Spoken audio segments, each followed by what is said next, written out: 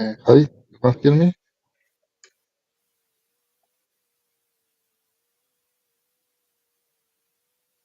I mean, it seems that the audio and the video is working. So let me try to share a PDF.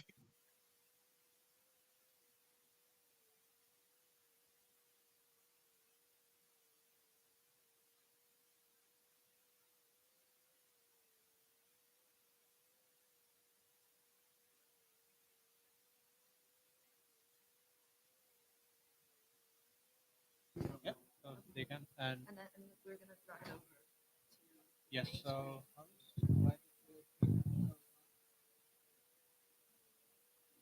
Okay, I cannot hear.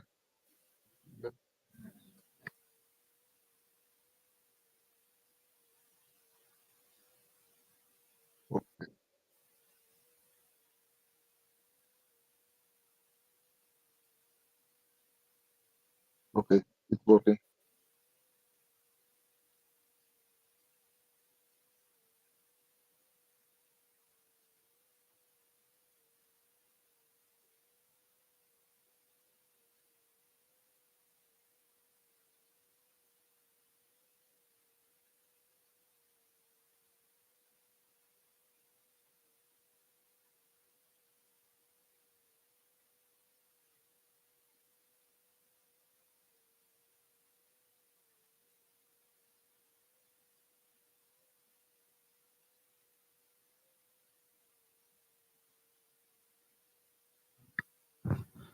hello.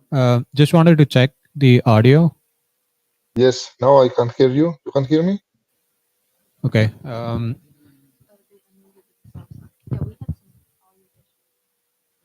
Yeah, we can't hear you. So hold on. I'm gonna make some changes here. Okay, perfect.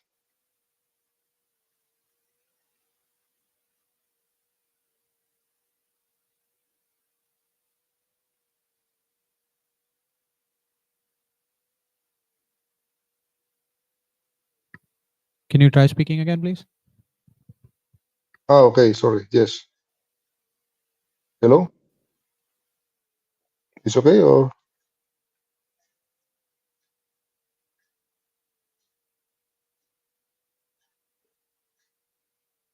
can you hear me?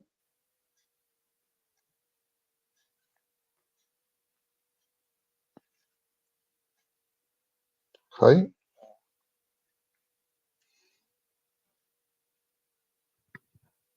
How about now? Can you try again, please? Yes. Yes. Can you hear me Can't hear now? you. It's okay or not? I'm speaking, so I don't know if you can hear me or not. It seems that you cannot hear me, right?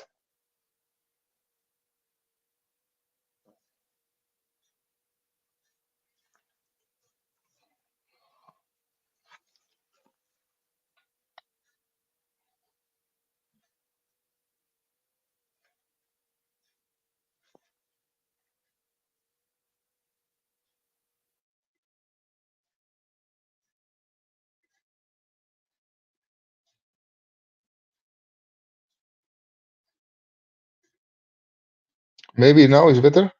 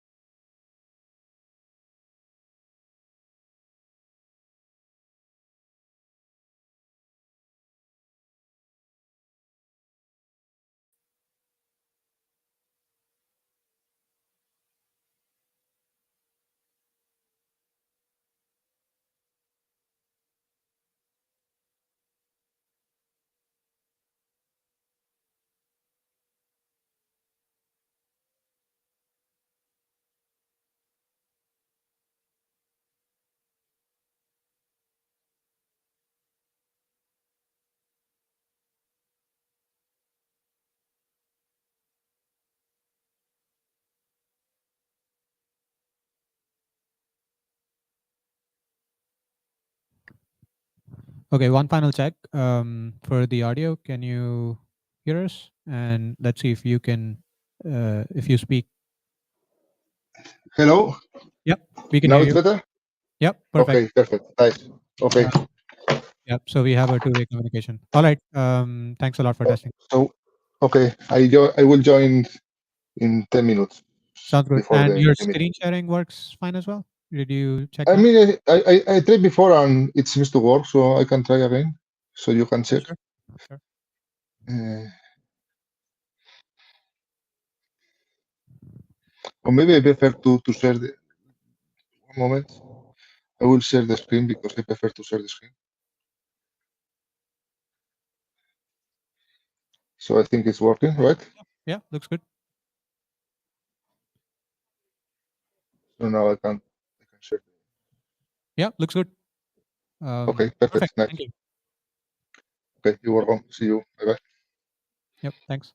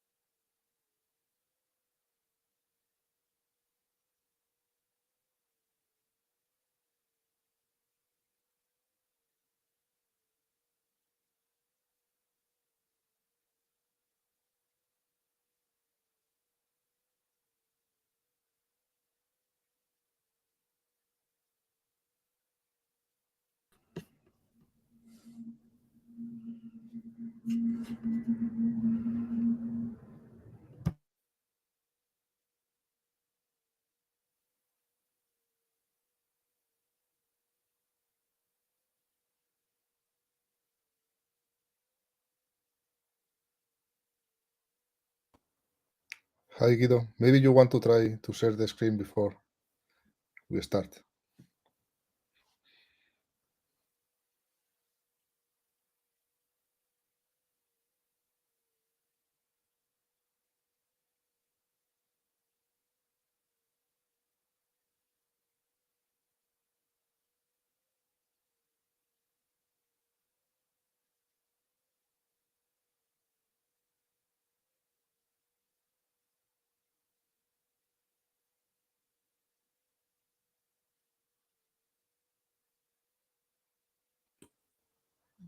Yes, it works.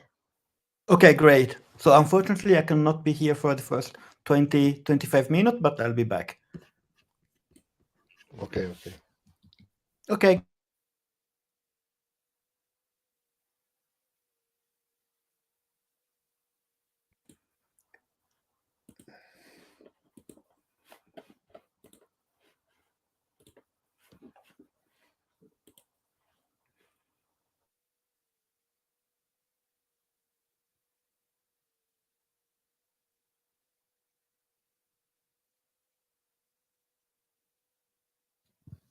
Okay, so welcome back after the coffee.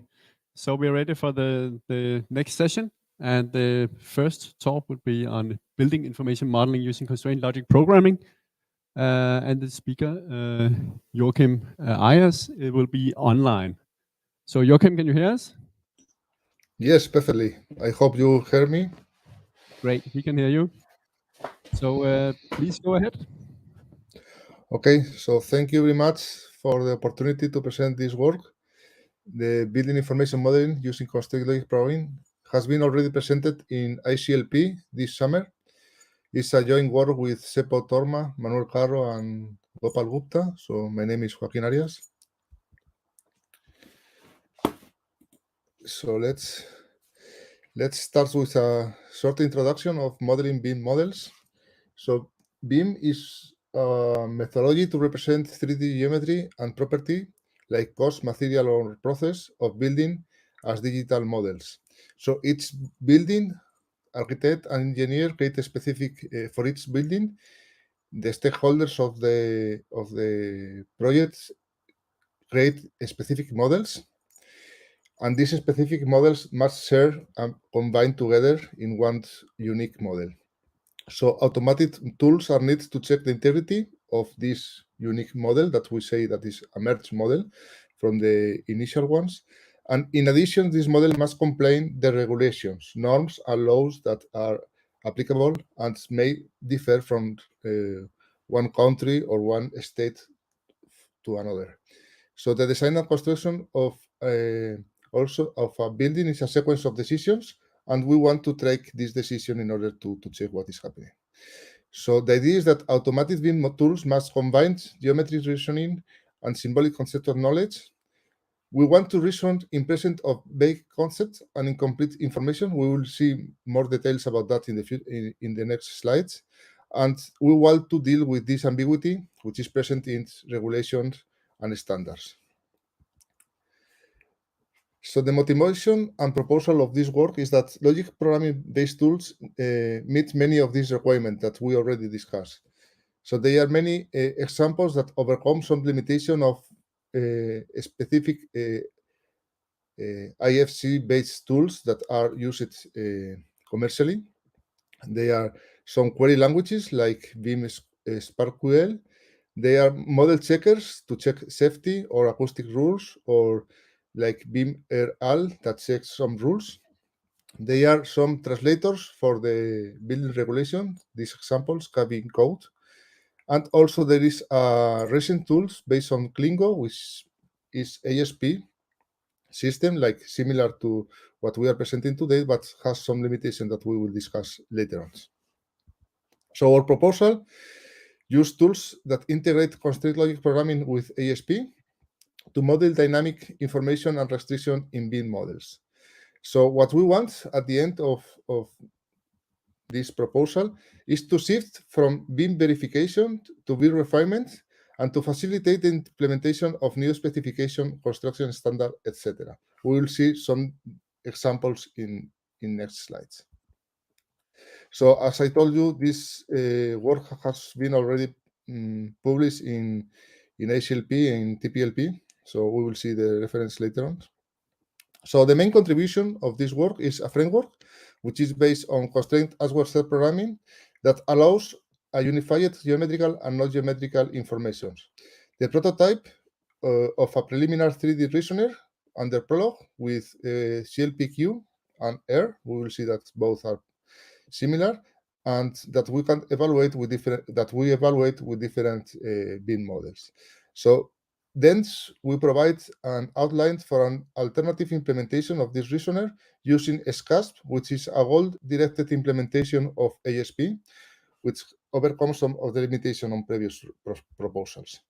So the evidence of the advantage of our proposal is that it has the relevance property, which means that when we have a justification of a model, we have only the information that is relevant for the query that we perform. We'll see examples. We have justification for negative queries, so we can ask why something doesn't hold, and then we can make a representation and reasoning for ambiguity. So some background of BIM and IFC. So building information modeling combines the geometrical information with cost, material, and process, allows cost estimation, quality takeoffs, energy analysis, etc. And the final goal of this methodology is to make consistency of the digital models, which are shared with architect and engineer. And we want to do that through the life cycle of a facility, not only during the project or the construction, but later on during the use of the buildings.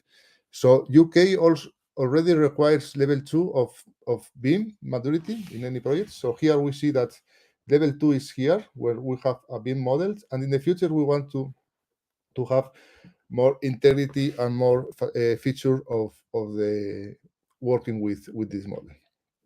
There are many authoring tools that are commercial and they are used by the industry, and all of them use a common data model to share the information between these systems. So some background of SCASP. SCASP is a goal-directed execution of constraint as well as programming without grounding, and provides constructive negations also for constraints. So here we have an example. We have a program where we say that the size of a room is greater or equal to 21, so we don't have to specify ground models. We can also define constraints. And when we make the negation, so we ask for the negation of this case, we have that one of the models is that the room is less than 21. But also it's important to notice that we have non-stratified negation, which is can be used to define different models. So here we have a small example where we say that a room is small, it is not big. So here we have something that is unknown. We don't have this information. And then we have, for this query, we have one model. So the room, we assume that is small, but we can also assume that is big. If we ask for the kitchen, which is information if that room 1 is a kitchen, we don't know what's happened about the other. So we only have information that is relevant for this query. So we will see the benefits of this relevance. And also we are able to specify classical negation. So we can specify that something is false, and we have evidences that prove these facts. And we will see that with SCASP and this relevance property, we will be able to generate justification tree also in natural language. So to define these big concepts, where we don't know if it's one decision or the other, because we have ambiguity and we want to provide both possibilities, so we want to reason about assuming both cases, we will use these even loops that we saw before. So we say that the requirement for this law is that in the room there is at least one window, and each window must be wider than 0.6. But if the room is small, it can be between 0.5 and 0.6. So here we have the example. If it's not small, must be greater. If it's small, it can be greater than 0.5. So here the size of the room is a criterion, and in some cases, we don't know if it's small or bigger. But maybe we can specify, we will see an example, that for sure it is smaller than certain dimension is small, and if it's bigger than other, it's for sure big, but we don't know in between. So in this case, we will have both scenarios. Then with this information, we notice that we have to represent, since we are working with 3D objects, with buildings, we have to specify and to manipulate 3D objects. So we will use constraints in order to specify these objects. We will use linear constraints for this proof of concepts. Here we have a box, so we have 2 points, which are the vertex of this box, the lower and the higher one.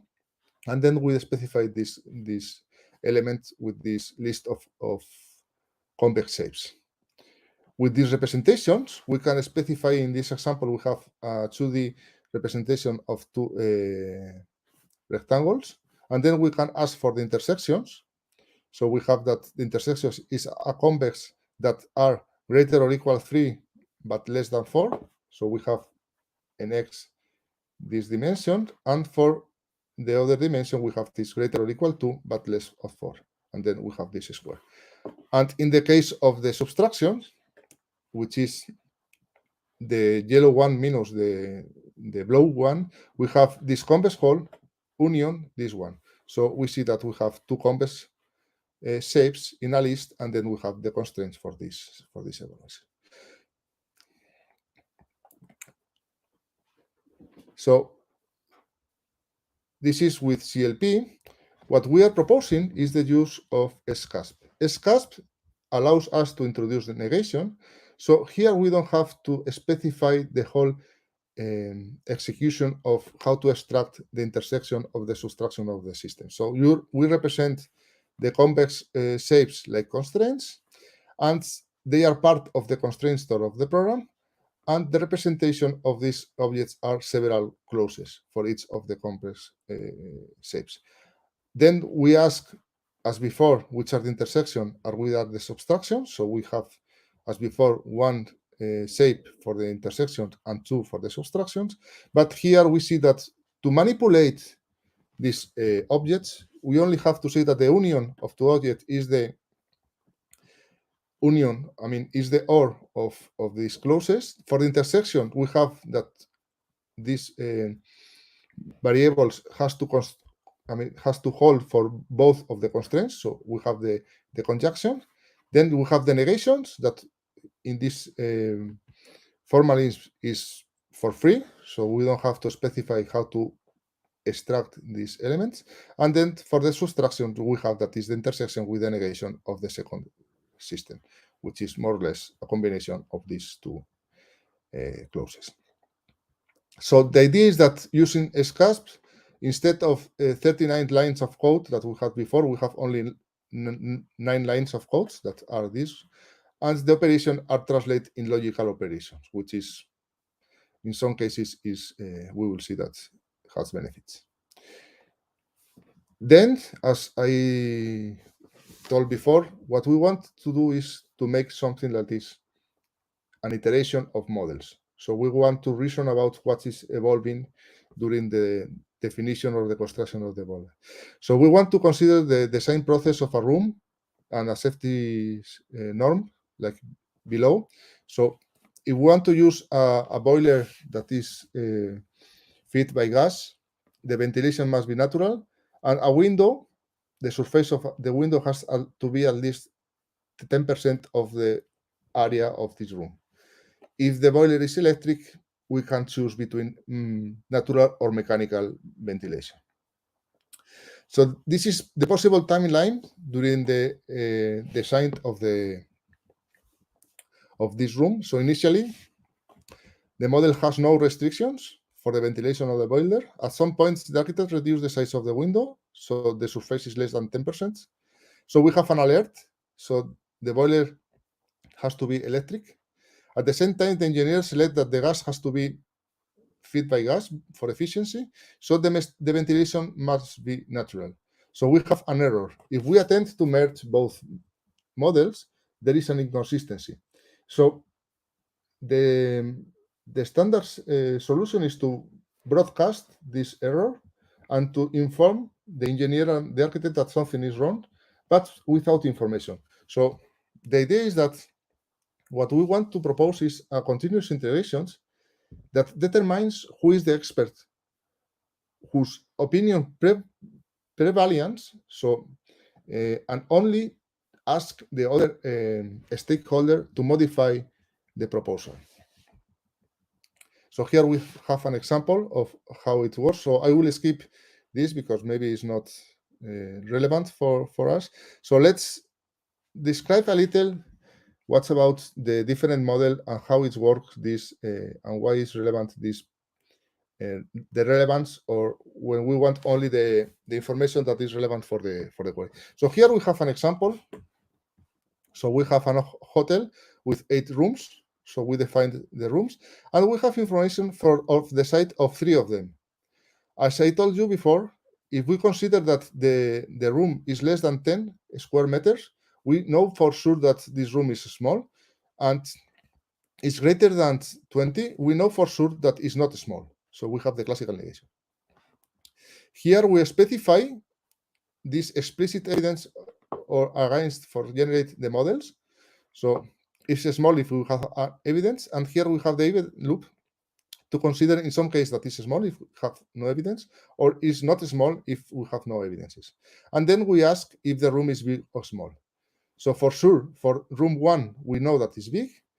In room 2, we know for sure that it's small, but for room 3, we don't know because it's in this area which is unknown.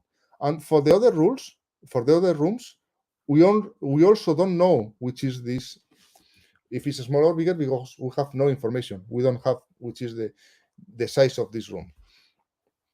So we have this query, and we see that with SCAS, we only have 14 partial models for this query. And with Klingo, we have more models because it makes combinations that maybe are not relevant for the query that we perform, but they are in this model.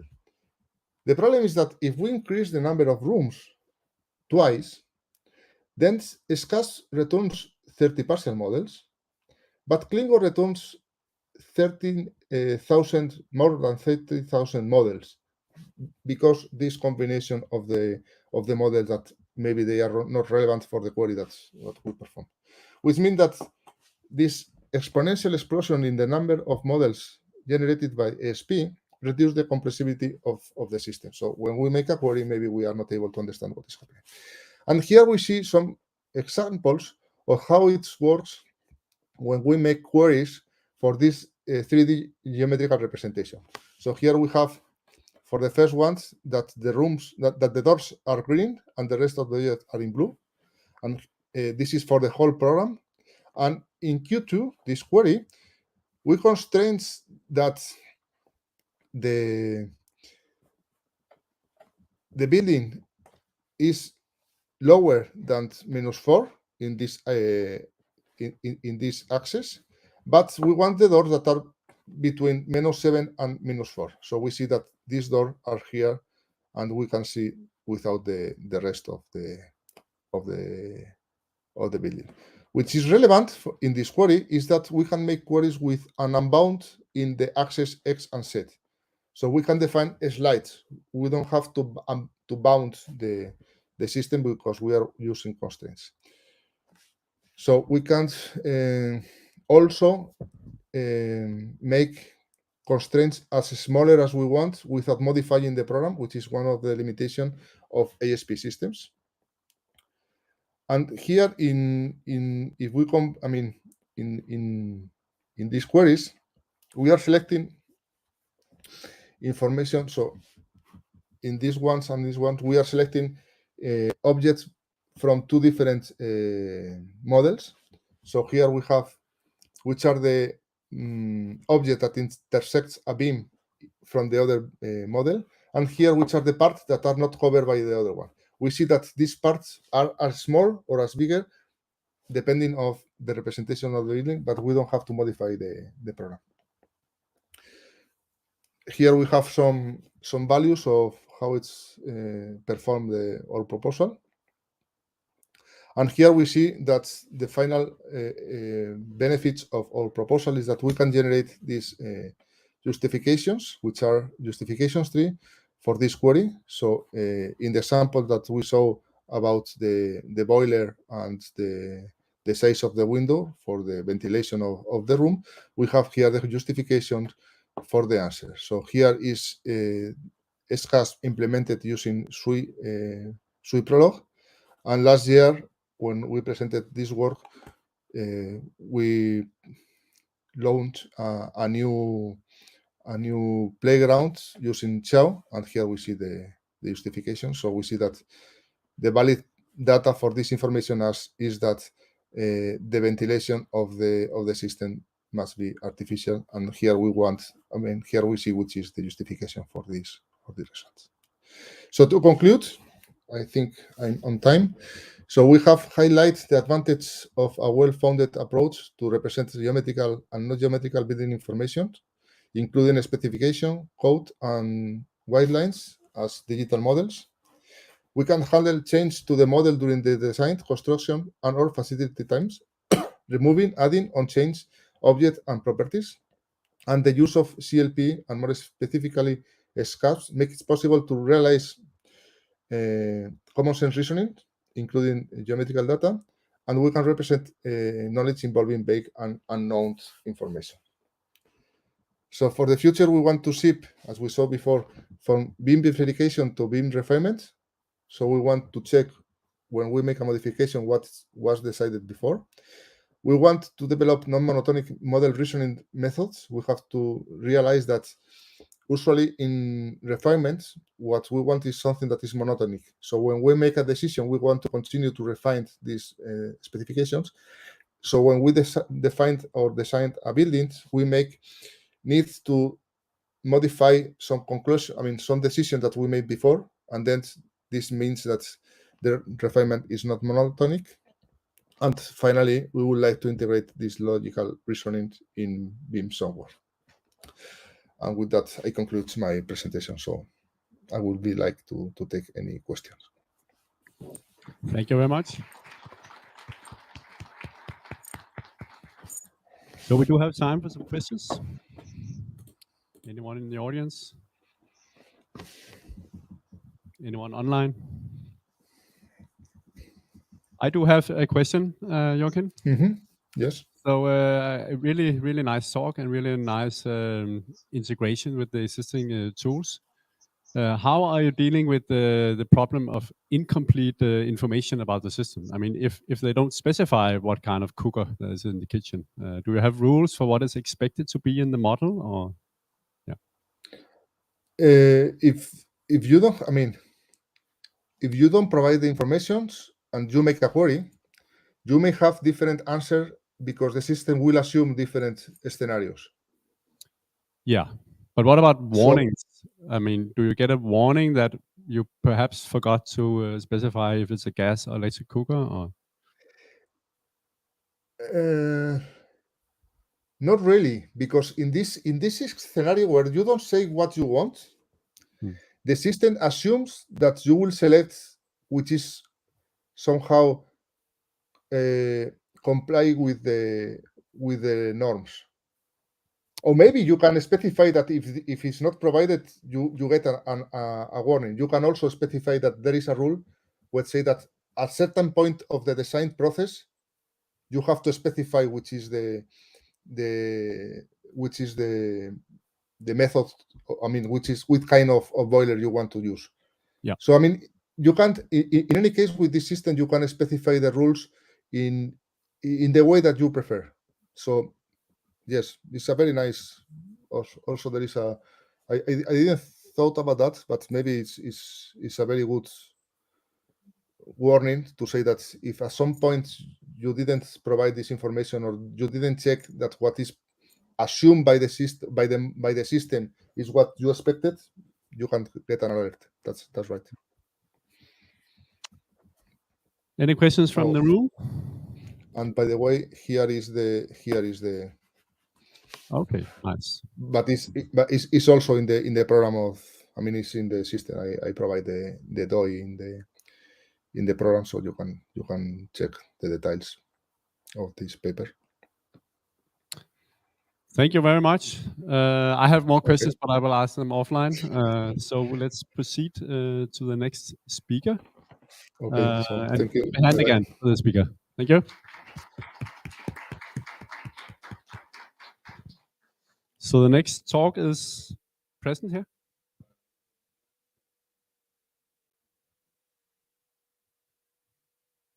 Okay.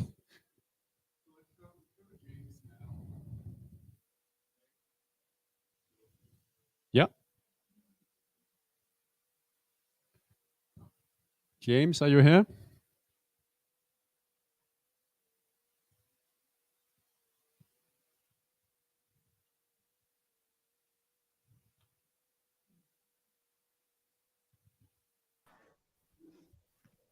Okay. James, are you ready to jump in early?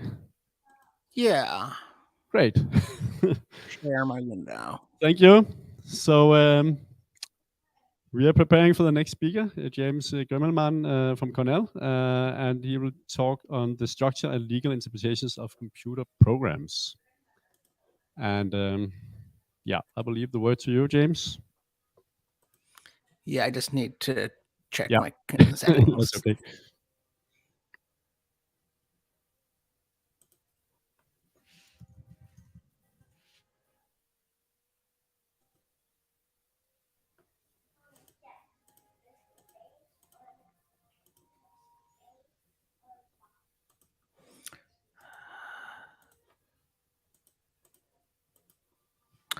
Oh, I may need to quit my browser and restart it.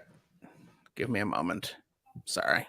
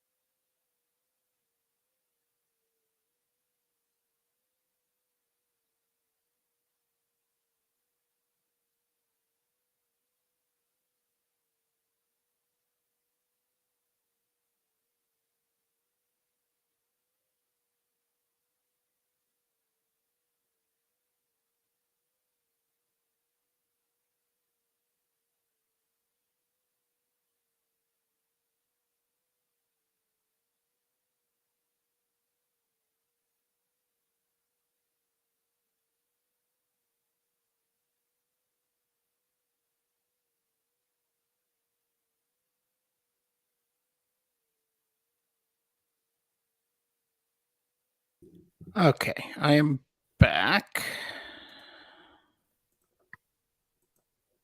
Great. There we go. Can you see my slides? Yeah, it's clear and visible. Great. Please, I'm sorry that I got the date wrong on the slides, but I'll correct that. Okay, so my point of departure is that there's a parallel between legal texts and programs. And in particular, the methods used to interpret them may have more in common that we can say something interesting about. So judges frequently interpret legal texts by having to decide, for example, whether vehicles in a law against vehicles in the park includes electric scooters. It's an interpretive question about the scope and the meaning of a law. There are also circumstances under which judges have to interpret software.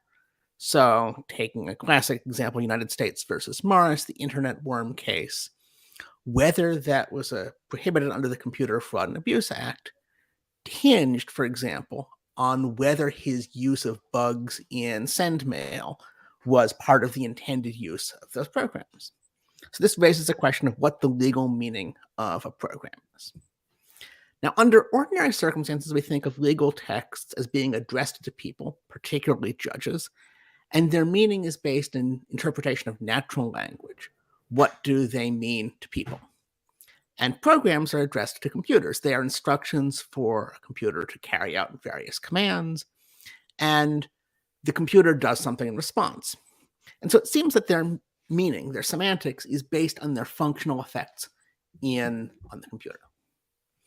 So this gives us a first interpretive strategy for thinking about what a program means. I call this naive functional meaning, and it just says, for judges, for legal purposes, a program's meaning is what it causes a computer to do. This is conceptually simple because it means that you link a semantic concept, the meaning of the program, to its functional effects in terms of how it causes the computer to change state. It's also operationally very simple for a judge or other legal interpreter to carry out because you have a very clear decision procedure for deciding what the program means. You just run it. You observe the results of the execution, and that is the semantics of it for all legal purposes. And this leads to a really interesting comparison because natural language is notoriously vague and ambiguous. That vehicles in the park raises questions about the definition of vehicles, a term that has potentially overlapping meanings, may differ from one community to another, and this introduces lots of well-known problems in legal interpretation about trying to fix the meaning of the terms used in a statute and to pin down how to apply it to change circumstances. But it's comparatively very easy to observe a computation. Again, you just run the computer and find out and watch the results. And people will look at the computer and they can generally agree on what it did. So this seems to offer and hold up programs as a comparatively clear contrast to the language in which statutes and other legal texts are written. So this is behind some of the drive towards coding law. We can replace ambiguous natural language with clearer computer programs, and that this will clarify and clean up legal interpretation. There is, however, a problem, or several problems, with this approach. And so I want to, in the process of refining and dealing with those objections, show how these interpretive strategies wind up starting to need to borrow from the same kinds of things that make natural language interpretation of legal texts potentially contestable and ambiguous. So the first objection is that real-world computations don't always succeed. Programs sometimes have problems. The actual physical computer on which a program is run could fail. It might be unplugged in the middle of it. Bits of memory could be hit by cosmic rays. The hardware could malfunction. It could produce potentially unpredictable results. Naive functional meaning would just say that the failure mode is the program's meaning. It does what the computer did, even if that was blatantly in some sense wrong, even if the hardware behaved in some crazy, unspecified way. Naive functional meaning would still treat that as the meaning of the program. And if you think about the circumstances in which we ask what a program means for legal purposes, take a smart contract or take a program that secures access to a computer, this is going to be clearly wrong. If the ATM debits your account and then crashes before emitting cash, the bank still owes you the money. It's not a defense to say, well, the meaning of the ATM software was what it did, and it didn't give you money, so that's correct. You are still entitled to that money. So the response here from the programming language community, and this will not be novel, is that we have a distinction between correct and incorrect executions of a program. That we abstract away from any particular computer to the meaning that the program should have when executed by any correctly functioning computer. And how do we specify that meaning?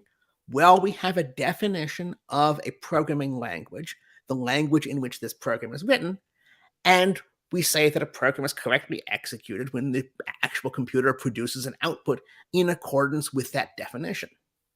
There are a variety of techniques used to pin down meaning in this way. You can write a specification for the language that describes what it does using natural language, but hopefully precisely enough that people will agree on which implementations are correct and which aren't. You could give formal mathematical semantics, which provide hopefully a grounding in a set of formalisms that people agree on are precise. So when we think about programming language semantics, we're usually discussing something along these lines, in which the specific expressions in the programming language have particular meanings. We can compose them together to generate the formal mathematical meaning of a program. You could also do it by example. Produce a piece of software and say, this piece of software is the reference interpreter, and whatever this piece of software does is by definition correct. Or you could do it inductively and say, here are test cases. Your implementation should conform to these test cases, and based upon those, you can inductively infer what it should do on other inputs besides the ones that are specified in the list of test cases. What all of these have in common is they derive the meanings of individual programs from a definition of a language that can encode multiple programs. So this leads to a second and more sophisticated interpretive strategy. It's based upon functional meaning in the naive sense I discussed before, but it's a more sophisticated way of extracting meaning from effects.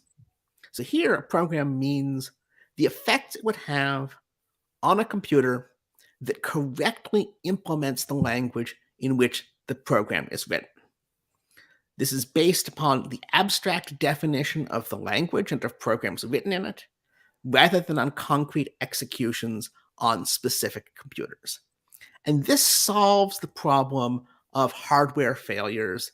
It deals with the problem in which the cosmic ray flips bits in memory. It says that those were incorrect. The meaning is what it means according to the abstract definition of the language. We are now thinking about a program as a text, something that is a sequence of characters written in some language, rather than as purely a bunch of concrete hardware ones and zeros written on a specific device. And this works, but it comes at a certain cost. And this cost is that it's now dependent on social agreement among people. We have to agree on what the language semantics are in order to agree that a program conforms to those semantics. If you look back at the list of ways we specify meaning, reference implementations and natural language definitions and formal mathematical semantics, all of those are documents provided by people. We have to agree that this document defines the meaning of a program written in this language. We have to agree that this thing in front of us is a program in this language. And that agreement can change or break down. One way that it changes is when the definition of a language changes. When you move from one version of Python to another, programs become valid or invalid or have their semantics change based upon language changes. And the same for any upgrade.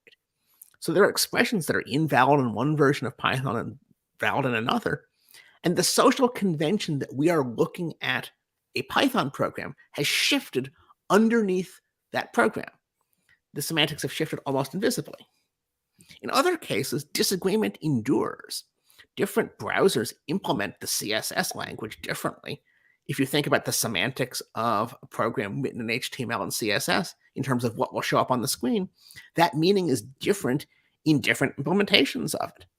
And so we get some of the ambiguities that we see with natural language interpretation sneaking back into programming interpretation. And the most significant gap that literal functional meaning still leaves open is the problem of buggy software. So suppose that I write a program that draws octagons, and when it's run, it draws 8-pointed stars again. I start debugging, I look at my source code, And I realized that I wrote 135 rather than 45 for the angle. I was thinking about the degree by which each corner deflects, when in fact it should have been the angle there. So I fix it. I change it to 45. I might have a new program. The new program draws an octagon. I have fixed the bug. From the point of view of naive and literal functional meaning, these two programs are different, but they're equally valid. Both of them are perfectly plausible programs. Both of them are programs that produce a certain result when run. There is no reason to prefer one of them to the other. But for me, the programmer, one of them was buggy and the other one was correct. And the audience of users, people who want to look at octagons rather than stars, one of these programs is buggy and fails to do what they want, and the other is correct and does do. So to the extent we have a distinction between buggy code and correct code, that distinction is coming from someplace outside of the definitions we have. We need a new concept of program meaning to take account of it. And so here's a third interpretive strategy. I call this ordinary functional meaning. Legal theorists who talk about statutory and contract interpretation will frequently distinguish the literal meaning of a text from its ordinary meaning. The literal meaning is a very crabbed and unnatural way of reading it. You could read a text and it refers, based on financial regulation, refers to banks. The literal meaning there might also potentially include the banks of a river rather than financial institutions. That is one plausible literal meaning of the text. But the ordinary reader, the reasonable person who is looking at this text, that reasonable reader will know from context you're referring to financial institutions. The reasonable reader also ignores typos, obvious missing negatives. They can do a bunch of repairing automatically because they know that this text was not meant to say what it literally says. In a somewhat similar way, we could talk about ordinary functional meaning. What would a reasonable reader of this program expect it to do if it were bug-free? The reasonable reader is like a programmer who's part of the community of programmers who write code in this language to do this kind of task. And this ordinary reasonable reader may well be able to correct for things like syntax mistakes, missing tokens. They may also be able to do more complicated fixes to say, oh yeah, you have a memory overflow here, it leaks memory. But if this program actually ran for as long as it was supposed to, it would do this. And our concept of correct functioning, of a bug-free program, presumes that this distinction exists. We have a sense that this program would do this and it will do this once I fix the bugs. So here comes the punchline. Which interpretive strategy is the best? Well, they all are. They are all appropriate under different circumstances. A programmer who is engaged in debugging is actually mentally switching between the three strategies on the fly. They're holding up the idea that what the program is currently doing, its literal or naive functional meaning, is different from what I want it to do. And they're searching for the source of the problem potentially in the hardware and the specific failures of this execution environment, or a failure in their specification and coding. They're looking at the divergences between these three meanings in order to understand why the program isn't working. And similarly, judges and lawyers who are looking at computer programs and trying to figure out what their legal effects are going to need to switch between these strategies. So to go back to the Mars Internet Worm case, that's a case in which the literal functional meaning of send mail and fingerd allowed him to install his worm program by exploiting buffer overflows. The worm program was installed by doing that. But the court holds that this was a violation of the Computer Fraud and Abuse Act because these weren't the intended functions of these programs. In other words, the ordinary functional meaning of sendmail and Fingerdale excluded the ability to install your own software on the computer by exploiting a buffer overflow. The court's holding, in essence, is that these two concepts diverge. And there are other cases, like the ATM, where those two concepts are going to diverge again. And there are also going to be situations in which the actual execution is something people should be able to depend upon. If you've got a misspelling, a typo in your robots.txt file, somebody is programming a bot to scrape web pages shouldn't have to figure out that you misspelled the word disallow. That's on you. They are entitled to rely upon the literal functional meaning of your robots.txt file in terms of what their bot can crawl. So my claim is just that in legal settings where the meaning of a program is at stake, you have to have all three of these concepts available.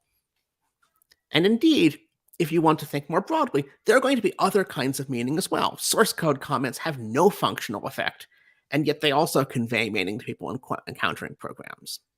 So a theory of legal interpretation that needs to make sense of software is going to have a variety of different kinds of meaning because the reasons and the context that we interpret things in law are diverse and complicated and context dependent. And so my broader project here, which this is a part of, is trying to figure out how legal interpretation can learn from program interpretation and vice versa. And with that, I am happy to switch over to take questions and discussion. Thank you a lot, James. So we have the first question from the audience. Hi. So I'm a bit confused about how you're understanding United States versus Morris. So just for everyone, so United States versus Morris is first major case interpreting the Computer Fraud and Abuse Act, and the question there, I thought, was, well, there were two, but one, by introducing the worm, did Morris intentionally access in an unauthorized manner other accounts? And that has nothing, and whether he intended to do damage and whether that the statute requires that. None of those two questions have nothing to do with how to interpret SendMail or the finger daemon, because those are Unix services. And the question is, did he, Robert Morris, intend to get unauthorized access? And that has nothing to do with how to interpret SendMail or the worm. So I don't see how the question you're posing, you're trying to answer, is works in with the question that the court was wrestling in Morris. I may be confused in that question, but I'm confused. The specific doctrinal hook is the question of authorization. In particular, I take it that he would have been authorized to use SendMail in order to deliver mail to people using the systems he was accessing. So they'd set up a program that allowed some accesses. And so the question is, was his use of this program that he was authorized to use as an outsider beyond the scope of that authorization? And that's where you get into the legal question, because merely by deploying code to the internet, you can authorize other people to use that code in some ways, but not others. Can I just follow up? But that's a question of the security policy of whatever of Berkeley and Harvard and all the other universities that the worm infiltrated. You ask, is a security policy of, let's say, Berkeley to allow Robert Morris to access, somebody else's account? And the answer is no. That has nothing to do with the meaning of send mail. That's just, does Berkeley allow people to do that? And the answer is no.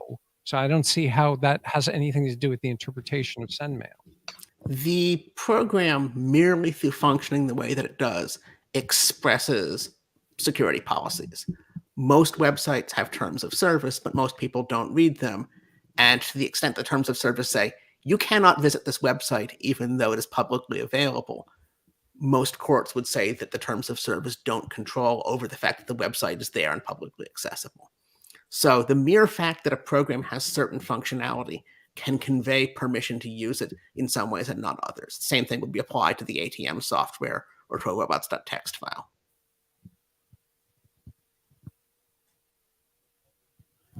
We have one more question. Oh, yeah. Hi. One question, one concept that I thought was missing from a presentation is that of a specification. So something external to the software that specifies what the expectations, for instance, of society are, if you look at what standards sometimes specify. How does that fit into your framework? That's a great question. And I would put that in the same category as source code comments, because a specification can say, for this particular program, we are expecting this kind of behavior. And so some of these can be given using very precise mathematical strategies. You can have a specification that gives in some technical detail how it should function. Other specifications are much looser and written in natural language.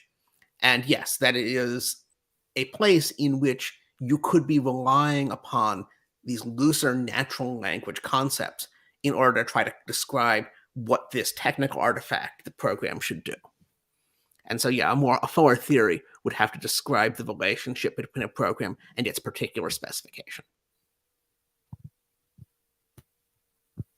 Hi there, thank you for the talk. So you talked about sort of lawyers and judges and programmers looking at the text, but most people don't experience programs through the program text, right? They use it. And often we're not allowed to even look at the text. So is there a kind of concept of ordinary interpretation of how you use the program, similar to like what an ordinary citizen believes the law to be and not what it actually is? Is that a kind of concept that's used? Yeah. So I've described a taxonomy of functional meaning, and that should include also some notion of user meaning that's based upon the program's user interface, because that's the community that experiences it. And so that would include, things in its display and potentially text in English shown to users describing, click here to do this. And so to understand how a reasonable user of the program would understand it, you're going to have to understand both the wording in the interface and also its affordances. When you click this button, the following things happen. And that's tied to both the things it displays and to the underlying functionality. Like, I see this current project as just the one brick in building that larger theory.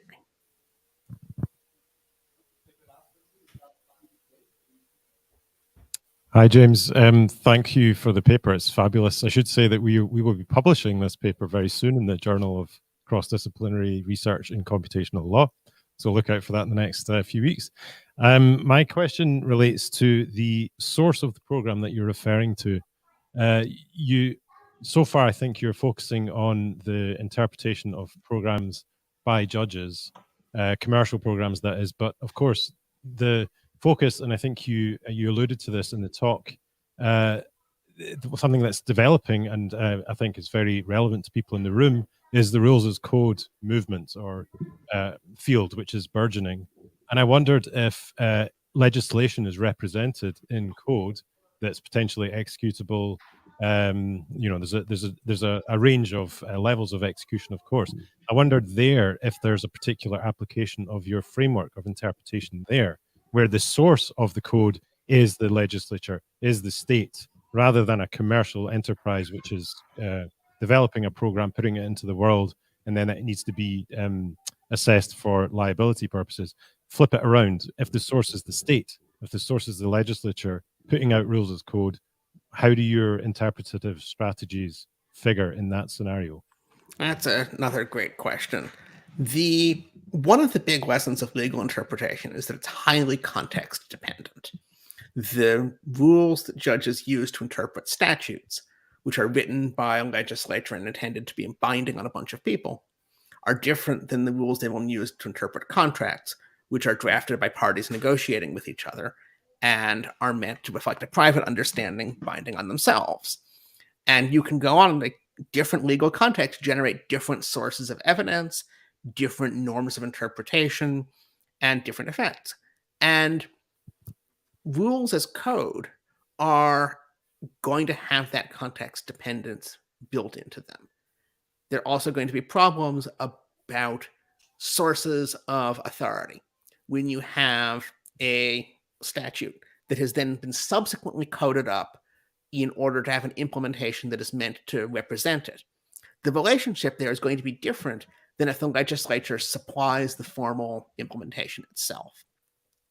What do you do in a case where the legislature provides both a description of what the implementation is meant to do and an implementation, and the two diverge in some way? That's in some ways going to be like the problem of operative text that's different than what's in the preamble or the legislative history. And that interpretation is going to need some way of fitting these external constraints or pressures or descriptions to the actual functional effects of what do you do when you run this code and see what happens. And we've seen some of those divergences in disputes over buggy smart contracts. I think there's not a clear single set of rules that work all the time. I'm trying to think through what that context dependence is and what the different rules that would apply to different interpretive contexts are for those divergences. Thank you, James. So let's thank the speaker again.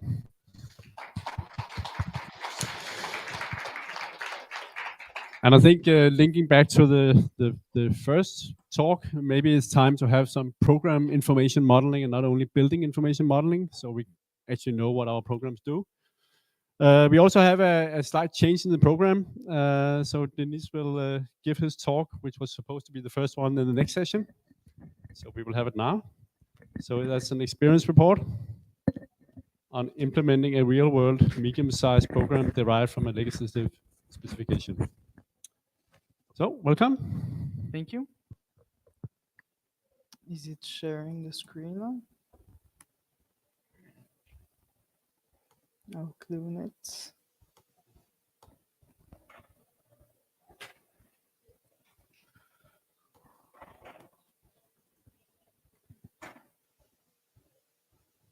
Just waiting for the slides to come up.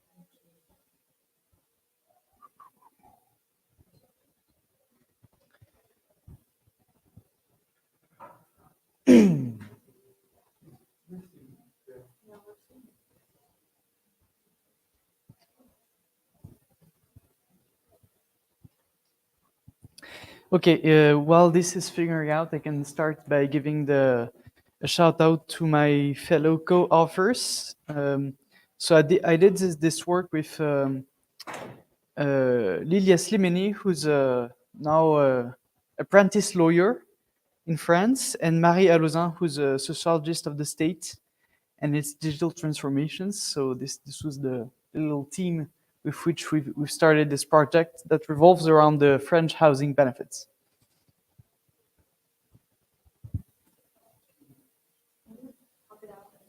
Okay, up. Oh, extending screen. Yes. See, it's cloned. Okay. It should work. Okay, and it doesn't.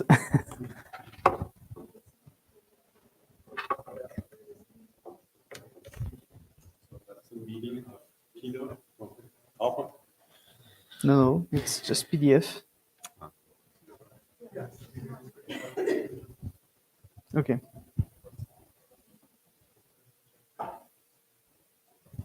Okay, now it works. Perfect. So why did I choose the French housing benefits? Because it is a form of social benefits in France, which is quite widely distributed. We have more than 5.5 million beneficiaries, and the volume of money being given out is about 18 billion euros. It's the sedimentation of multiple reforms and since World War II, which aimed at increasing access to affordable and decent housing. This act was created was France was half of it was destroyed after the war, and they wanted to incentivize people to build houses by giving money to the tenants who could more easily afford rent. But we also chose this benefit because it's one of the most difficult to compute. When you look at the rules that are defined in a body of legislative and regulatory sources, there are several formulas that are used to determine the exact amount of benefits, and it depends on the rent, and it depends also on the composition of the household, on the income, on the location of the housing, etc., etc.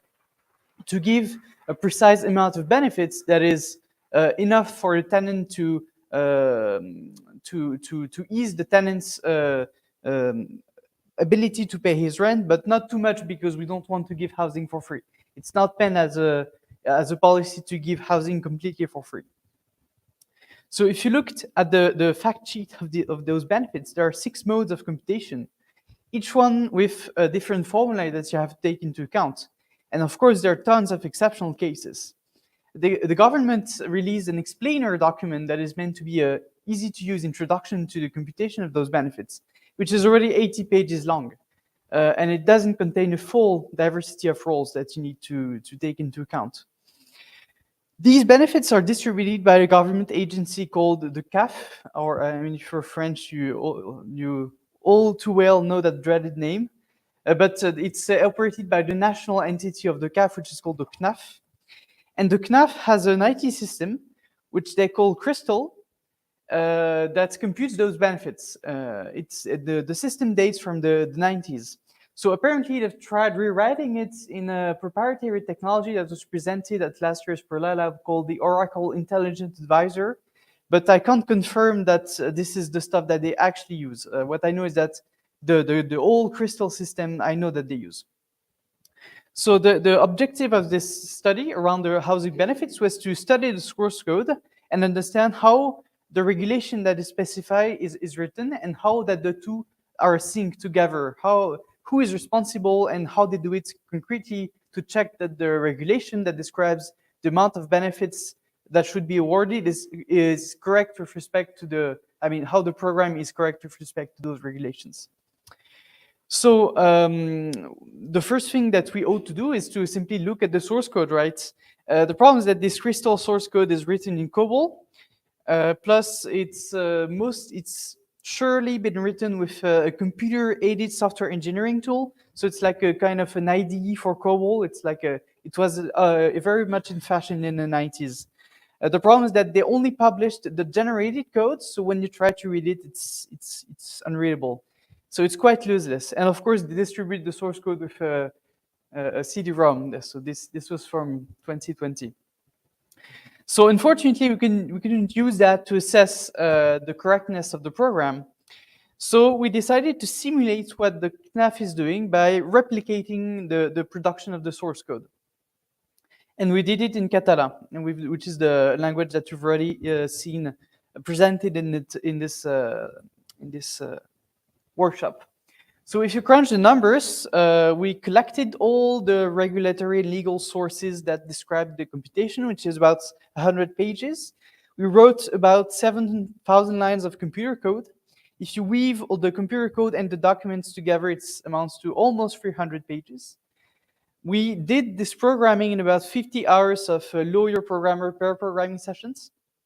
And we had to add like 120 hours of legal research and debugging and writing tests, etc., etc. So all in all, it represents to about 1.5 to 2 man-months of cumulated work on this implementation, which is a lot, but not absurdly a lot, which means that it actually could be envisioned for something for generalizing this method to all other benefits. And so this is a little session of a little snapshot of how we did. So we just presented the code on the screen, and the lawyer was on the left, I was on the right, and we just coded up the thing. Most of the time was actually spent in deciphering the text of the regulations because they were very hard to read and very hard to understand. I don't know the comparison with FISA, but it's the kind of text that you read first, twice, thrice, then you don't understand. Then you reread two articles and then you come back to it. Then it's been an hour and you haven't started programming. It's just about understanding the meaning. And we've done all of that very much in sync with the methodology we've set out for the use of the programming language Katala, which is about literate programming to effectively implement that old idea in legal informatics that is called isomorphism. We do pair programming because we believe that we can't wait for a lawyer to go through CS school or the converse and we think that intense transdisciplinary discussion can also lead to a mutual comprehension and enabling the effective check of correctness of the code and an efficient production and maintenance of the code that is supposed to simulate to implement legislative or regulatory specifications.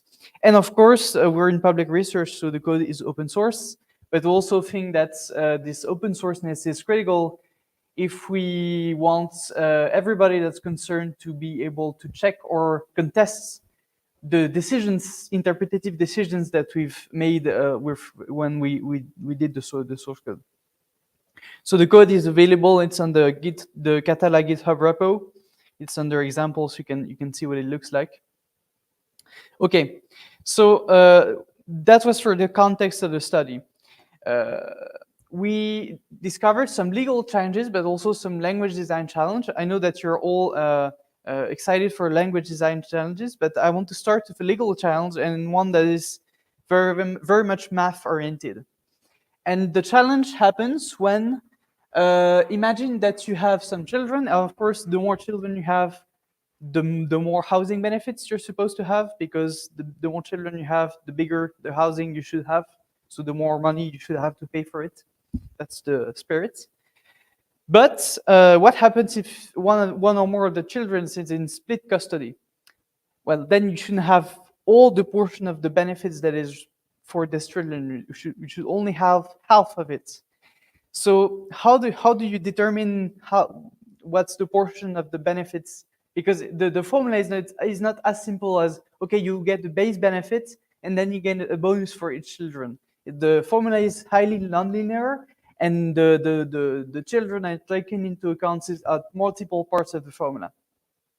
So the way in which you should perform that division is the following. You suppose that you have this graph where the green line is the stylized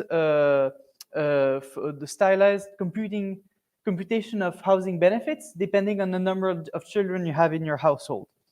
So what you're going to do is that you're going to consider how much money you would have without any of the children in split custody, and how much money you would have if all the children in split custody would be full custody.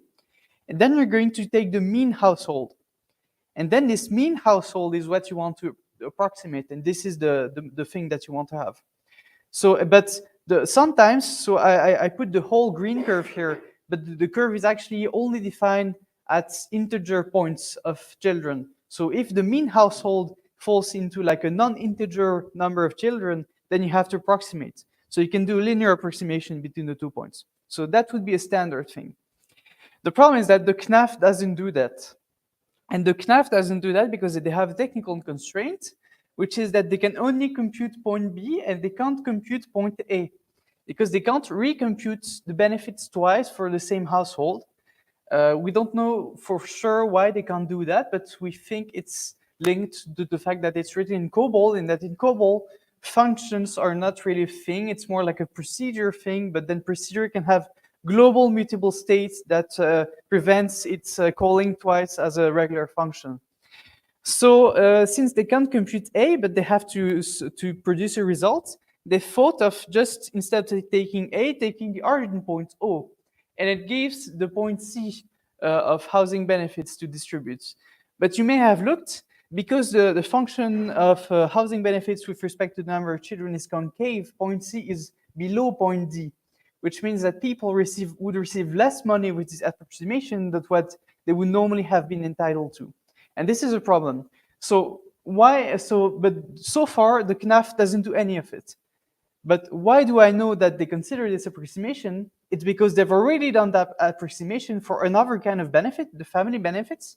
And at that point it worked because the function is convex. So point C is above point D. So they give more money to people than what they should be normally entitled to, but that's fine because giving more money to people that need it is not a problem. But they can't replicate that trick here, so they're kind of stuck. And it's been 5 years. There's a court decision that mandates that they split those benefits, and they don't do it, except when people complain, especially citing the court decision, and then they do it by hand, which is not a happy situation. But you can see here that the technical limitations of the computer program that computes benefit has legal repercussion, because the CNAF is now operating kind of in an illegal situation, although if you complain, they would do the legal thing. So these are things to be taken into account. And I've written that in a report and communicated that to them, but I haven't heard any answers so far. We'll see if they take it into account. So that was for the legal challenges, and we've written up all of the others that we found in a companion paper that you can consult. It's called Rule Computations and Benefits, Scrutinizing Programming Choices in French Housing Benefits. But for the rest of the presentation, I want to focus more specifically on the language design challenges that we've encountered while reproducing this somewhat medium-sized code base, and how they've been tackled in CataLA, and was CataLA enough for this thing? So first aspect is talk about the feasibility. So it's been a widely commented point on the literature, but for this program, we didn't need fully fledged feasibility. We could only go and implement the whole thing with a tree-like exception structure. So I'll take an example with the rental charges computation. So have base case, and then if you're flat sharing, it's an exception to the base case. But then if you're overseas, it's an exception to both the base case and the flat sharing in the base case. So it's also an exception to the flat sharing. If you're overseas and flat sharing, then it's an exception to everything else. And in all of these blocks, there are several definitions that coexist together, one per year. So this actually forms like some kind of a tree. That's okay. And we have a mechanism to model this tree-like exception structure in CataLA, where you just define like so you put labels on all the definitions that go into the same group, and then you declare the parent-child relationship in the graph by putting these exception keywords, and that seems to be sufficient. And so these results experimentally show that although you need some kind of defeasibility, because if you didn't have that, it would be very complicated to write that with a series of if analyses. You don't need that fully fledged defeasibility. You only need so what Sarah Lowski had already identified in her papers, which is the prioritized default logic. Yeah, I refer you to the papers for more precisions. Another language design challenge, which I don't hear a lot, and I haven't heard so far in ProLaLa', is the precision of the computation, because here we're computing an amount of euros that has to begin with an out, and this amount of euros actually depends on how do you do the rounding at every intermediate step of the computation. And there are rounding rules in the regulations. It says that, oh, you have to compute that amount and round it to the second or third decimal. So that's fine. This is not ambiguous. We can model that. But if you look at that formula, which is kind of an aggregation of an application of brackets to an amount of income, and then the bracket limits are multiplied by a coefficient at some point, and then you add a lump sum multiplied by another thing. So this is kind of a large formula with multiplications and additions. If you round every amount of money to the nearest cent after each sub-expression, you will get a different result than if you treat these whole computation as an infinite precision arithmetic, and then you round at the end. And so we had to ask the question to the office, administrative office that was writing the regulations, because in their official explainer document, they would explain by rounding to the nearest cent. But then we asked them, is this the true behavior? And then we said, no, the way we explain it is not the correct way you have to compute it. The computation has to be done with all the numbers. But we thought it weird, because if you can't explain what the correct behavior would be, it's kind of difficult, right, to have that as an official explanation. So we complied with what the administrative office said, and we said, okay, we're going to switch the types of the pieces of data we manipulate in ProLaLa and insert explicit casts to know when we're rounding and when we're not rounding. And in ProLaLa, we do computations with infinite precision by default, and we round the amount of money to the nearest cent. And we don't use floats, and I implore you never to use floats when you deal with money. But I mean, you already know that, but I re-say it. Especially if you're in a tax office, never use floats. Okay. Another language design challenge is the use of functions. And I think this is somewhat overlooked, the need for functions, not just non-interpreted functions like you could do when encoded in first-order logic, but actually interpreted functions. Because as you've seen in the split custody example, you need to compute the benefits twice, one for the two different and related households. And this is a pattern that comes a lot in tax and social benefits law.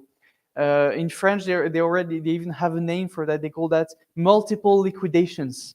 That's how they say in like fiscal jargon.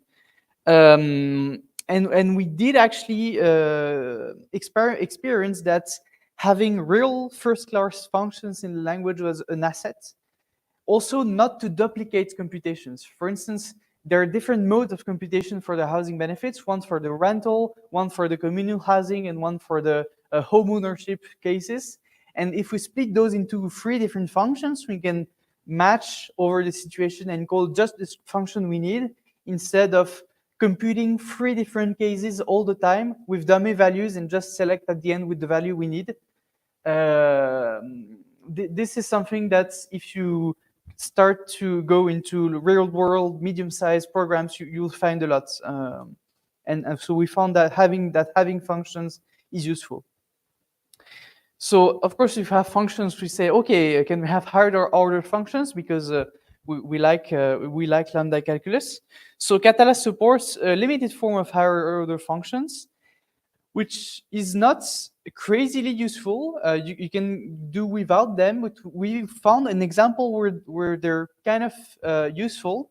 It's also about the split custodies thing. It's really split custodies. It's really a nightmare to implement, but you have to do it. So the amount of housing benefits, it's really a series of post-treatment steps applied to an amount that you extract from a base formula.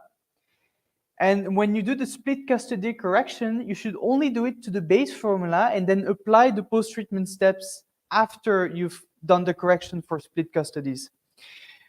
But the problem is that the post-treatment steps depend on which sector you're in. The post-treatment for rental is different from the post-treatment steps for home ownership and the communal housing thing. So the way we did that is that we have this comp with split and comp without split, which are the functions that return 2 things. They return the base formula amount, but also the post-treatment steps as a higher order function. And then we can use the return function to just apply it. And this saves us the worry of having to repeat the code. But I mean, you could encode it in a different way, but this is just kind of a little bit elegant and concise way to do it with higher order. So just for the end, I want to briefly show what the demo of this looks like. So we compiled the ProLaLa code to JavaScript, which is one of the languages that we support with the CataLA compiler. And then I've meticulously taken all the input fields that we ask, and I've looked at what is the law or legislative article that requires this input piece of data to be present. And then this is all compiled down into this form, which is way more complete than the form that the CNAF asks, because the CNAF, for instance, they prefer to decide what people, the situation where people are based on proxy data that they collect from other sources, than to have people declare what their situation is. For instance, in the CNAF, you can't declare whether you're flat sharing or not. The CAF decides it for you. But sometimes they decide it for you and it's not your real situation, so you have to complain, and then you don't have any benefits for 3 months until they process your complaints, which poses some problems. So this is not the case here. We let the people declare everything. And at the end, you have this, amount that you're, so this is, people actually receive several hundreds of euros in benefits. This is not uncommon. And then you can see that the code is evolving, because as time goes by and some parameters are indexed on inflation, they regularly issue reindexations of the parameters. So if you go further in time, the amount increases a little bit. But of course, you can also play with all these other parameters. And then you have a little explainer thing, which I'm not going to show to you, but this basically shows the call tree. If you click multiple times on the arrows and stuff, it will show to you the call tree and all the individual definitions of variable along to where in the source code and in the legislative sources it has been defined.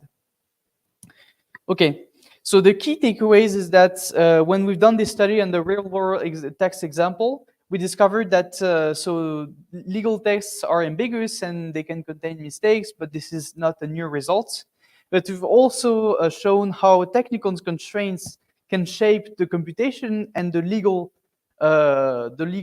texts that are taken to specify those computations. In terms of language design challenges, we've roughly found that the ingredients that you need for formalizing tax and benefits law, which are unilateral decisions taken by the administration, so you don't have to formalize like a dialogue between participants. You mostly need some form of limited form of defeasibility. You need precisions in your computation. You need functions, and you also need some kind of modularity to organize the code, because when you're reaching 7,000 lines of code, you need to organize it somehow. So whether it be like functions can be a way of organizing the code, but also modules, namespaces, structs, and enums, of course, because you want to organize also your input data and your data structures. So my email address it's inria.fr, but you can contact me or have a chat with me if you want more details or anecdotes about the CNAF, and I'm ready to answer some questions. Dennis, that was excellent. We have a question. Thank you very much. This is a wonderful presentation. I'm interested in the practice of pair programming as I think about taking this study more broadly. Pair program, as I understand it, usually practiced to get some of the benefits requires being able to swap who's at the keyboard.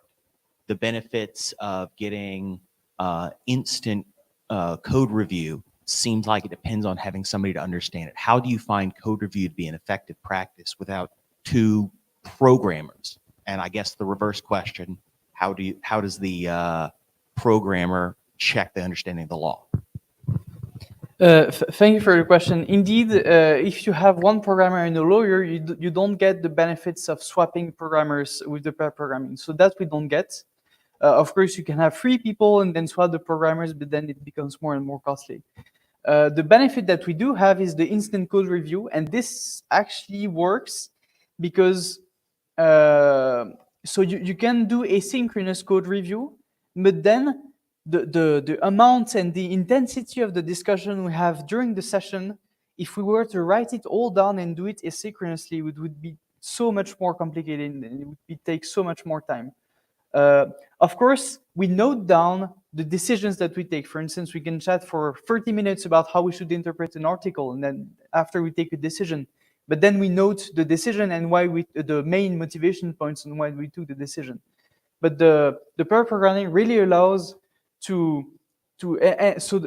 lawyer, and sometimes the programmer doesn't understand the law, and then the lawyer would spend like 20 minutes explaining what's the purpose of the law to a programmer, and conversely, sometimes the lawyer wouldn't understand the program, and then the programmer would explain during 30 minutes, oh, what does it mean to have an enum, or what is a function, or what does it mean to round things, or all the little semantic features, and at the end, the two build a mutual understanding, and it goes faster and faster. But then it's a matter of vigilance also, because at the end,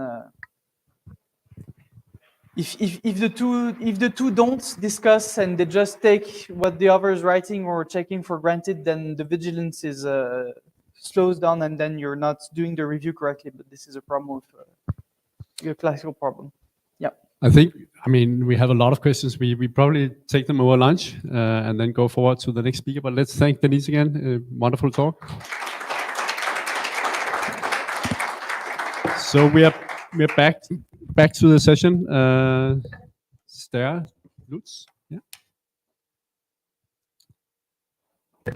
So we'll hear a talk now on deontic paradoxes in library lending regulations. And again, a case study in Flint. So thank you. Can everyone hear me? Is the microphone working? Great.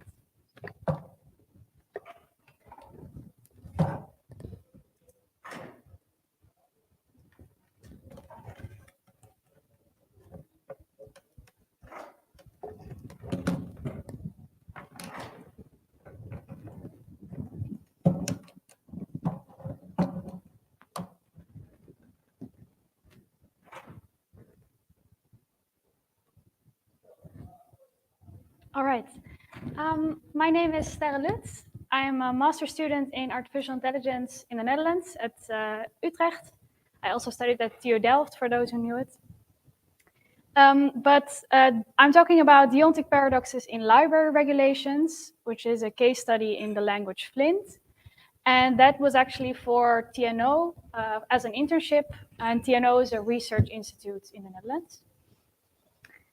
So when I started with my internship, the question was, the task that I was given was to find out if deontic paradoxes can occur in their language, which they developed, which is Flint. And Flint is a modeling language for norms. And I want to quickly go over some definitions. Has anyone ever worked with deontic logics before or heard of it? Right. Not a lot, but so deontic logic concerns things that must be true or must not be true, and tries to formalize those concepts. So not just facts that can be true or false, but also things that are required. And you can do that, for example, with standard deontic logic, which takes the must as an operator and expresses other concepts by using that box operator. So it's a modal logic, and one of the simplest ones. So then what is a deontic paradox? A deontic paradox is when you want to express a certain situation from natural language into a formal language, and that allows you to derive some new facts which conflict with the original statement or with our understanding. So it's an unintended consequence. So what's the language Flint? Flint is also sort of a deontic logic or language, modeling language. So it tries to show what is allowed in regulations or laws. And it does that with 3 building blocks. We have acts, facts, and duties.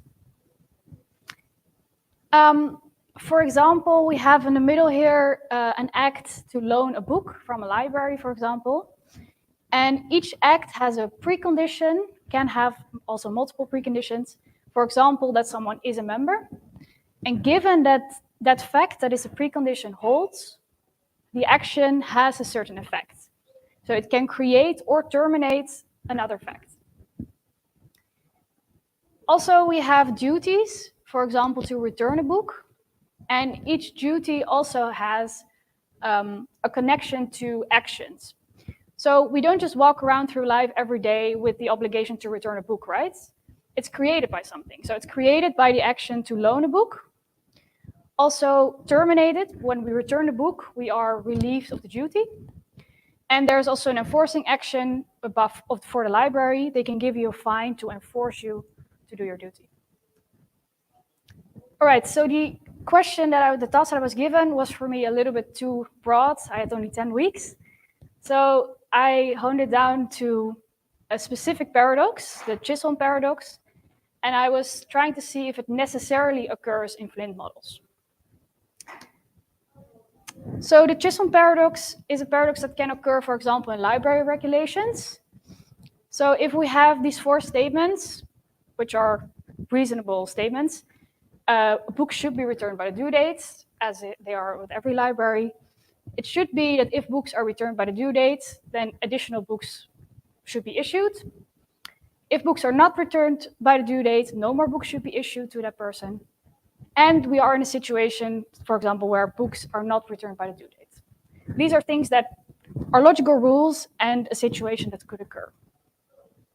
And this structure we call a contrary to duty imperative. So in standard deontic logic, if you formalize this, I won't go into too much in depth, but if you formalize this, we can derive a conflicting conclusion. By the rules of standard deontic logic, the top 2 rules, you must return the books, and it must be that if you return the book, then new books must be issued, actually allows you to derive that new books must be issued. However, the bottom one, by just propositional logic, you can derive that it must be that books are not issued.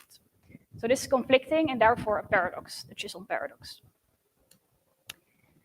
So the method that I was using to show whether Flint has this Chisholm paradox is to take these 4 rules and try to express them using Flint. This was the result. It's a bit of a monster, and I don't have a lot of time because technically I was just sharing a research proposal. So I'm skipping this. But why do I think that the Chisholm paradox does not occur here? It's because of the structure of the language. So it's very similar to dynamic logic, for example, for those who know it. We have a precondition, and if that is true, then the action alpha results in the fact Q. So it also creates something. That's very similar to our actions. And that means that P and Q are not necessarily true in the same moment, right? There's different time frames. And we also have a deontic extension of the dynamic logic in which we have an obligation that can also be created or terminated. So this is very similar to Flint. And Meyer et al. In 1988 showed that for PDL, actually the Chisholm paradox and many other paradoxes didn't occur. So this is very nice for our results. Sorry, skipping this. So what we saw is that we can formalize these rules using PDL without a conflict occurring. And this is because the conflict occurred because of the implication of rule 1 and 2, whereas here we have the fact that the obligations are created. So either we have done alpha or we have done not alpha, and those 2 situations are separate. So it won't occur that we have an obligation to do beta and not do beta. All right. So I think this is all I have time for right now. I hope you take away from this that there may be paradoxes in your languages or there may not be. But if you are doing some dynamic versions, which most programming languages do, you might be safe. Thank you very much.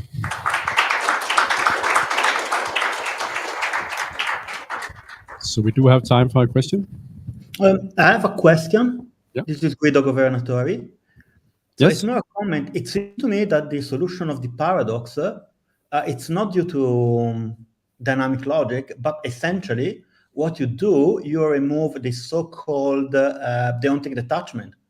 Essentially, you move the antecedent outside the deontic scope.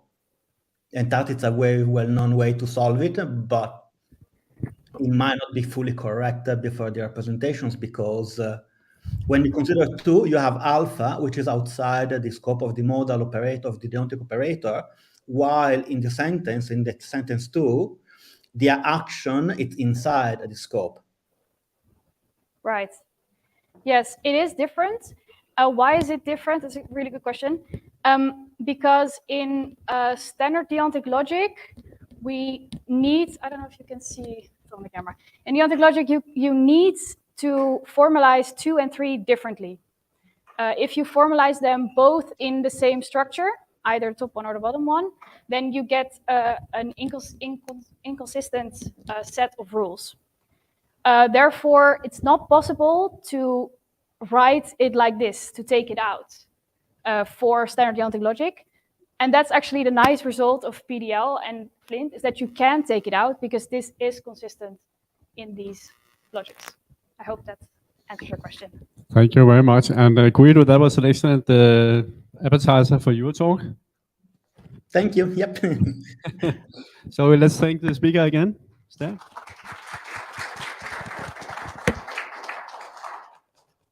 So the last short talk of the session, defeasible semantics for L4, which will be online by Guido Governatore, Singapore Management University. And you are not on the screen yet? Yeah, I'm not able to share. It says that only one presenter can share. There's another one taking it. Okay, now I should be able.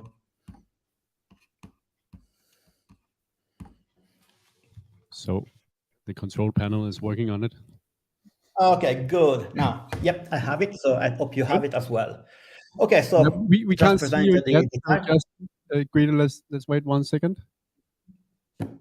So we can see you and the slides. Okay, so this is a joint work with Wen Wong, and this work was done when I was visiting the CCLO at SMU in Singapore. Okay, now just let me start with what is L4. L4, it draws the domain-specific language designed for the legal domain. It is part of the main project from the CCLO Center at Singapore Management University. And essentially, this language provides some functionalities and features to make the language, let's say, accessible to the legal professional. And the language and the L4, it's meant to have a spreadsheet style interface, and I think Meng presented at last year ProLaLa'. But also it has an internal representation language where you internally represent whatever you present in the spreadsheet, but also it has many functions to export in multiple outputs in multiple languages, in multiple frameworks. And today I'm going to explore one of them.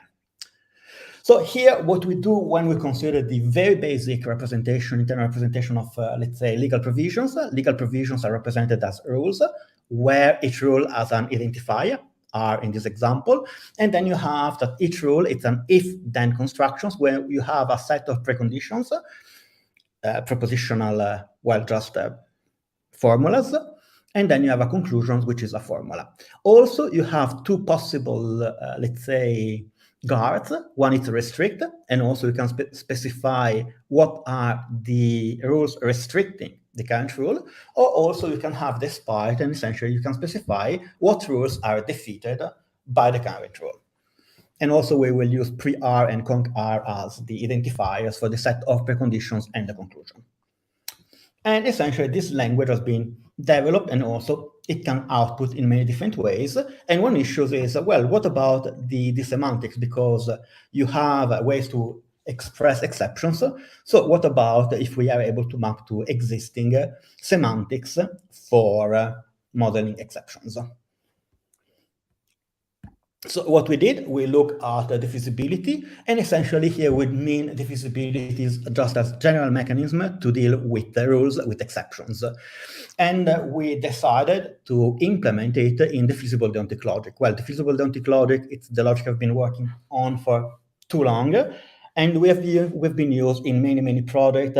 I think we have encoded probably 50,000 norms and so on. So it has been tested with model 7 or 8 real piece of legislation and so on, so we know it works. And essentially here, to determine whether something altered, well, we have a kind of recursive procedure, and also to incorporate exceptions, and essentially we can assess a conclusion if it is a fact, or if there is a rules, such that the conclusion is what we want to prove, and then we check for all the rules for the opposite, and we see that they diffusibly all.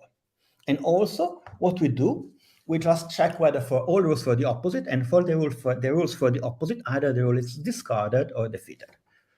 Then a rule is discarded if at least one of the antecedent doesn't hold, and then a rule is defeated if it's weaker than applicable rule for the opposite. However, there are different possibilities to implement this general schema. Let us consider an example.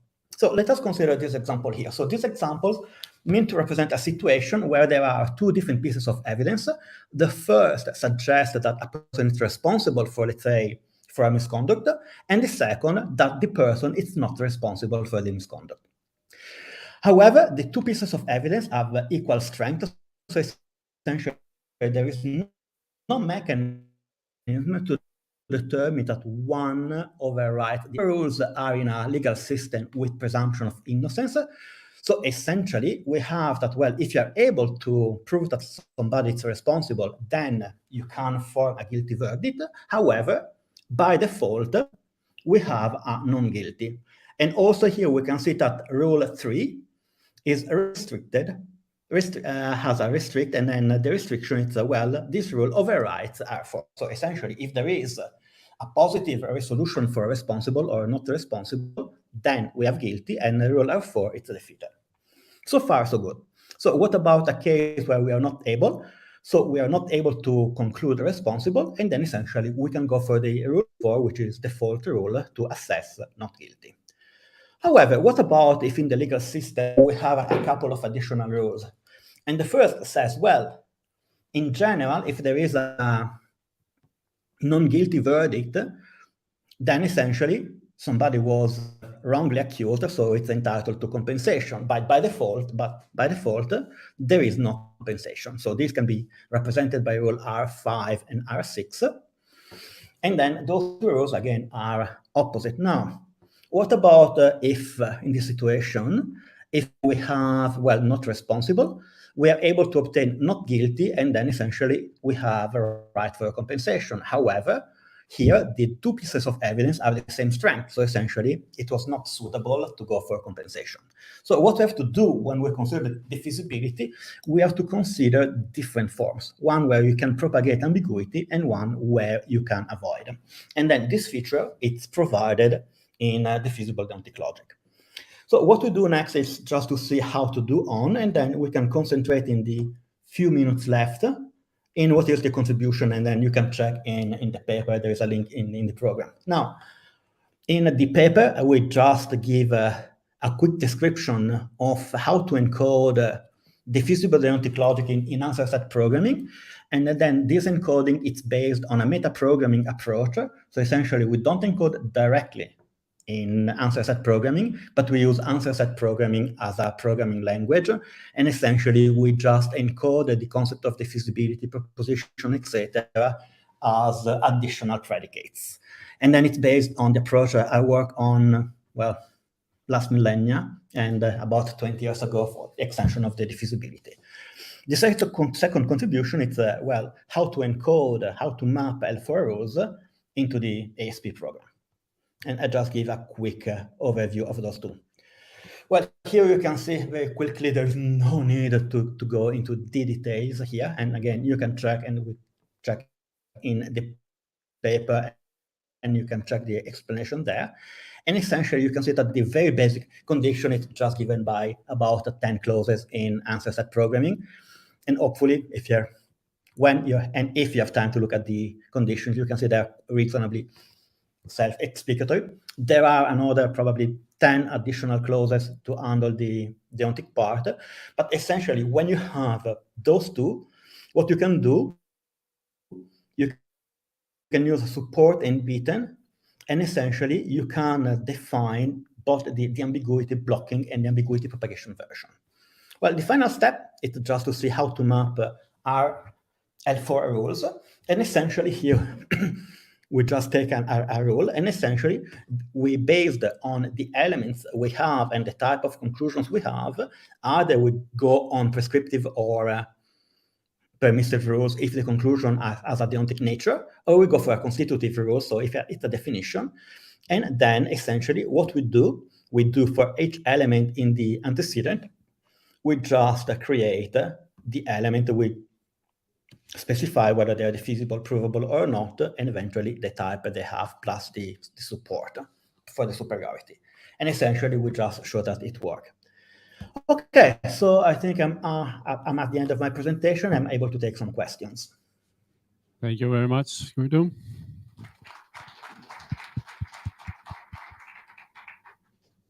Any questions in the audience?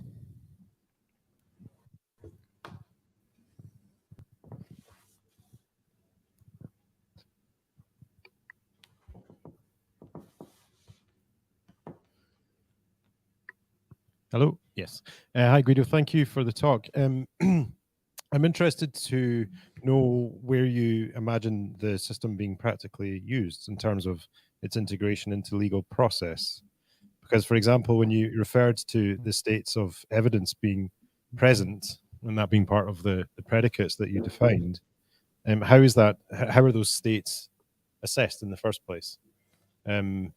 Because, of course, the evidence needs to be assessed, it needs to be adjudicated, and then you have a value, even if you can call it a value, stating that the evidence is present. How does that actually relate to real-world legal process?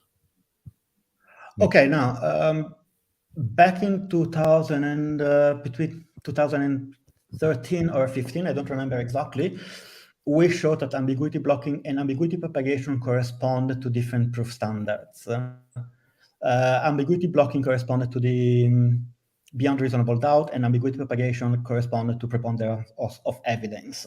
So definitely you can use in that way, so you can encode the two for this aspect. Now, the example is just to provide an idea of what you can do, but it can be used directly with statutes, where essentially you don't have to decide what is the piece of evidence. So we might have a condition. So for example, if you consider, let's say, possible conditions to what are the reasonable conditions to encode or protect some particular files, you can say, well, typically this is a good method and this is not a good method. And essentially this is given either in specification or best practice, etc.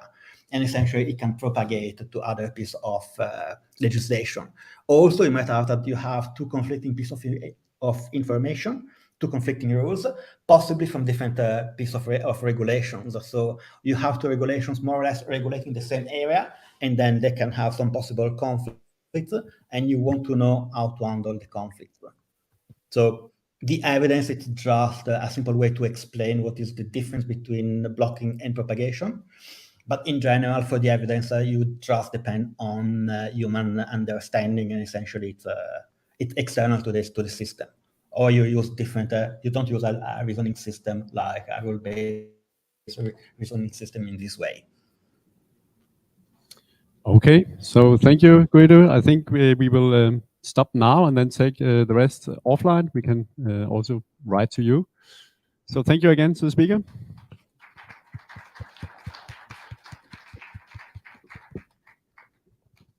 And then I could hear some lunch coming out there.